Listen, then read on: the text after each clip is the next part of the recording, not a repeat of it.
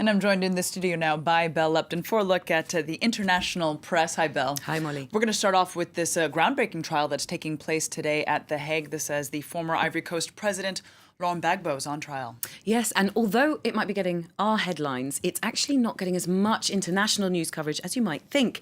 I've picked out a couple of papers that are looking at the case in a little more detail. So first of all, Courrier International, a French weekly that is published today, asks, can Gbagbo win his case? And it lists the elements in his favour and also against his favour. So first up, in his favour, there's the fact that the charges against him haven't yet been confirmed. Secondly, that his liberty is seen as crucial to a process of national reconciliation in the Ivory Coast once this trial would be finished. Because are there actual fears that if indeed he is released, that he might try and take back power from current President Ouattara? Well, that's one of the elements working against him, essentially, in this case, according to Courrier International.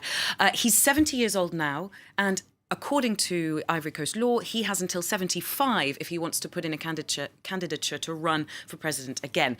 So Courrier International says that the court, the ICC, may try to make the trial last as long as it can, 5 years, in order for him to be over that age so that he can't run again. How is this case being followed in Ivory Coast then? Well, the New York Times sends a reporter to the capital. They've got one in Abidjan, who interviews the families of alleged victims of Gbagbo's crimes against humanity.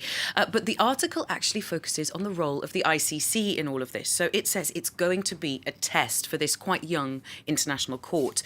It's concerned by the fact that the ICC is currently pursuing cases involving 10 countries, but out of those 10 countries, 8 of them are African. So the paper says critics call the court a tool of imperialism because it pursues cases in developing countries while major powers like the US, like Russia and like China refuse to submit to its jurisdiction.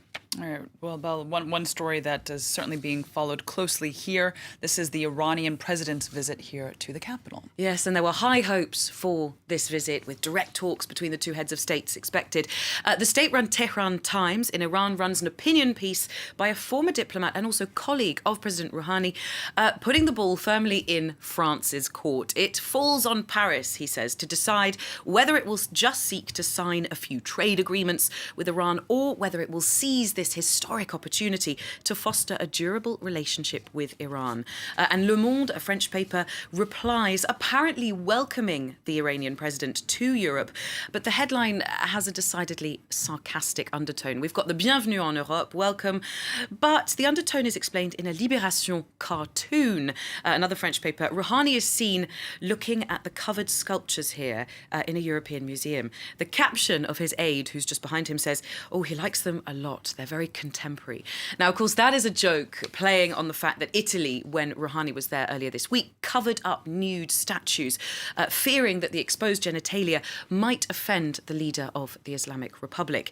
The decision to cover these statues caused international scandal, says the Washington Post, but it shouldn't have, because nude statues can and do cause offence all over the world, and not just in the Islamic world. Example given? Well, they've got a Tennessee garden centre which had to cover its nude statues with bikini-style sarongs that you can see there because they had lots of complaints from the local public. All right, Belle. Well, finally, we're going to end with a story about a new film about Michael Jackson.